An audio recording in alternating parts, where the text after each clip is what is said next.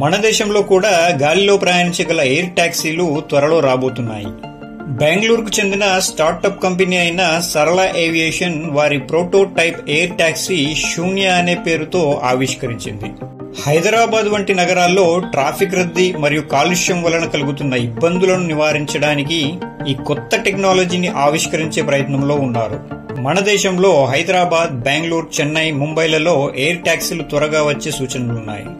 రానున్న కాలంలో ఇప్పుడు మనం ఎలాగైతే ఆటోలు, టాక్సీలు ఎక్కి సిటీలలో ప్రయాణిస్తున్నామో అలాగే ఎయిర్ టాక్సీలను బుక్ చేసుకుని గాల్లో ప్రయాణించే సదుపాయం రాబోతోంది. జనవరిలో జరిగిన భారత మొబిలిటీ గ్లోబల్ ఎక్స్పోలో సరళ ఏవియేషన్స్ తన ప్రోటోటైప్ ఎయిర్ టాక్సీ శూన్యను ఆవిష్కరించింది.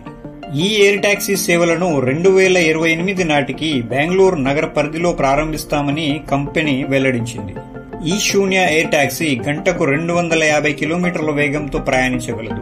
మొదట 20 నుండి 30 కిలోమీటర్ల చిన్న దూరాల్లో రాకపోకలను సాగించేందుకు వీలుగా దీన్ని తయారు చేశారు.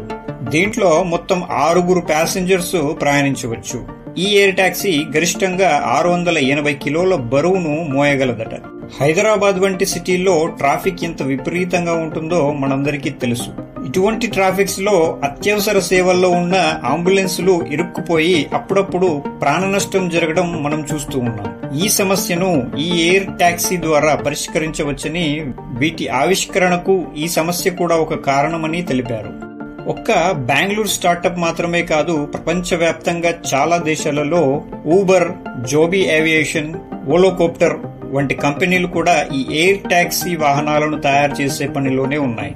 ఈ ఎయిర్ టాక్సీలు 100% ఎలక్ట్రిక్ టెక్నాలజీతో పనిచేస్తూ కాలుష్యాన్ని చాలా వరకు తగ్గిస్తాయి. చైనా, దుబాయ్ వంటి దేశాలు ఇప్పటికే ఎయిర్ టాక్సీ నిర్మాణంలో ముందంజలో ఉన్నప్పటికీ ప్రపంచవ్యాప్తంగా ఈ ఎయిర్ టాక్సీలను ఏ దేశం ముందుగా లాంచ్ చేస్తుందో చూడాలి. ఇటువంటి మరిన్ని ఇంట్రెస్టింగ్ టెక్నాలజీ వీడియోస్ కోసం నా ఛానల్ సబ్స్క్రైబ్ చేయండి, లైక్ చేయండి, షేర్ చేయండి. Thanks for watching.